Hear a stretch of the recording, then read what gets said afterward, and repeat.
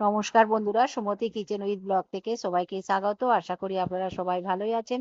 আমিও ভালো আছি। আজকে একটা নতুন রেসিপি আপনাদের সঙ্গে শেয়ার করেছি। আর এই যে এখানে দেখতেই পাচ্ছেন একটা কুমড়ো নিয়েছি। কুমড়োটা ছাড়িয়ে নিচ্ছি, খোসাটাকে ছাড়িয়ে নিচ্ছি। আর আপনারা প্রথম থেকে শেষ পর্যন্ত দেখুন আজকে কুমড়ো দিয়ে কি তরকারি করি।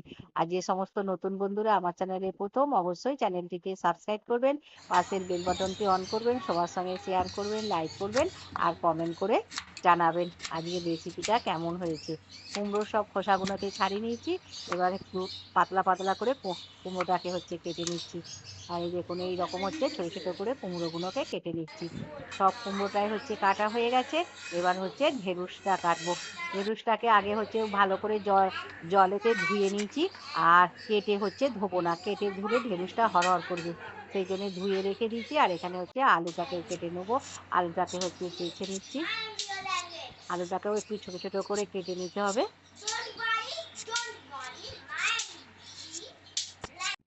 দুটো আলুকে খোসা ছাড়িয়ে নিয়েছি। এবার আলুটাকে কেটে নিচ্ছি।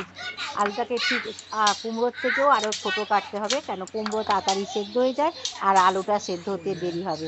সেই জন্য আলুটাকে একটু কুমড়োর থেকেও ছোট করে পাতলা করে কাটতে হবে। আলু কাটা হয়ে গেছে। এবার ঢেঁড়সগুলোকে কেটে নেবো।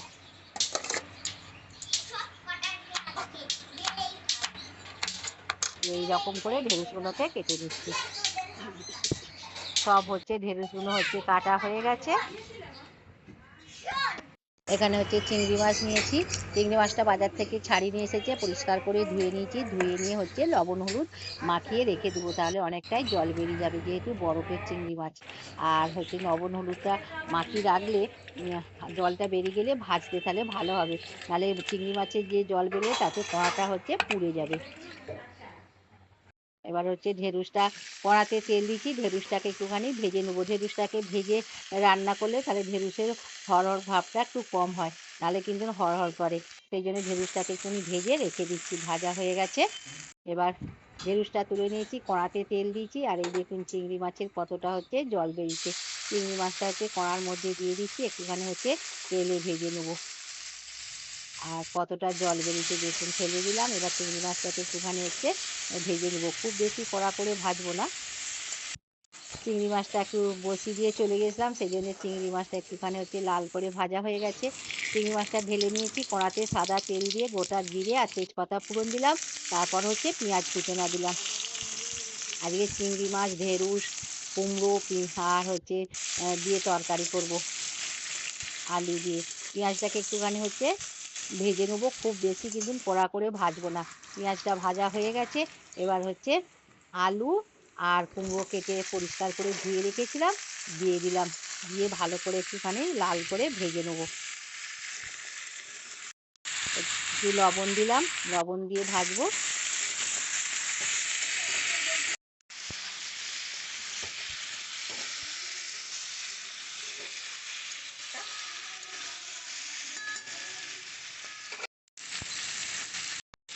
কুমড়ো আলু ভালো করে ভাজা হয়ে গেছে। হলুদ গুঁড়ো দিলাম আর সামান্য লঙ্কা গুঁড়ো দিলাম, আর একটু জিরে গুঁড়ো দিলাম হাফ চামচ।